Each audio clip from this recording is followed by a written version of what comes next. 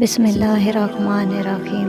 ایک صوفی کثرت سے اللہ کا ذکر کرتا رہتا تھا، حتیٰ کہ ایک دن اس ذکر کی کثرت سے اس کے لب شیریں ہو گئے۔ شیطان نے اس کے دل میں وسوسہ ڈالا کہ تم خواہ مخواہ ذکر کی کثرت کرتے رہتے ہو، جبکہ تمہارے اس ذکر کے جواب میں اللہ پاک کی طرف سے لبیک کی آواز ایک مرتبہ بھی نہیں آئی، اور نہ ہی تمہیں اللہ پاک کی طرف سے جواب ملتا ہے۔ تم یک طرفہ محبت کر رہے ہو۔ یہ اس بات کی دلیل ہے کہ تمہارا ذکر اللہ پاک کی بارگاہ میں قبول نہیں ہوتا۔ اس شیطانی وسوسہ کی وجہ سے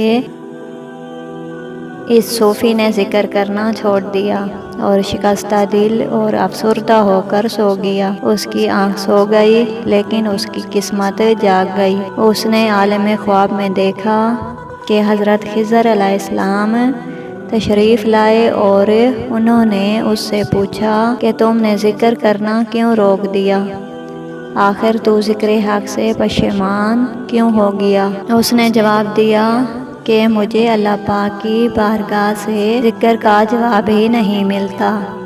اس وجہ سے میرے دل میں خیال پیدا ہوا کہ میرا ذکر ہی قبول نہیں ہو رہا۔ حضرت خضر علیہ السلام نے اس سے کہا کہ تمہارے لیے اللہ تعالیٰ نے یہ پیغام بھیجا ہے کہ تمہارا ذکر میں مشغول ہونا تمہارے ذکر کی قبولیت کی دلیل ہے۔ تمہارا پہلی بار اللہ کہنا قبول ہوتا ہے، تب دوسری بار تمہیں اللہ کہنے کی توفیق ملتی ہے، اور تمہارے دل میں جو سوز و گداز ہے اور میری چاہت و محبت اور تڑپ ہے، یہی تمہارے ذکر کی قبولیت کی نشانی ہے۔ اے بندے، میری محبت میں تیری یہ تدبیریں اور محنتیں سب ہماری طرف سے جذب و کشش کا ہی عکس ہیں۔ اے بندے، تیرا خوف اور میری ذات سے تیرا عشق میرا ہی انعام ہے، اور میری ہی مہربانی و محبت کی کشش ہے کہ تیری ہر بار یا اللہ کی پکار میں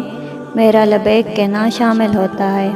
تمہارے ذکر کی قبولیت کی نشانی یہی ہے کہ تمہیں ذکر حق میں مشغول کر دیا ہے۔ ایک جاہل اور غافل ذکر حقاور دعا مانگنے کی توفیق سے محروم رہتا ہے۔ اللہ پاک کے ذکر کا اجر خود اس ذکر میں ہی پوشیدہ ہوتا ہے۔ اللہ پاک اپنے ذکر اور یاد کی توفیق اسی کو عطا کرتی ہیں جس سے خوش ہوتے ہیں، اور یہی اس کی قبولیت کی دلیل ہے۔ اللہ پاک نے انسان کو اپنی معرفت و پہچان کے لیے پیدا کیا ہے، اور اللہ پاک کی معرفت و پہچان کا ذریعہ ذکر اللہ کی کثرت ہے۔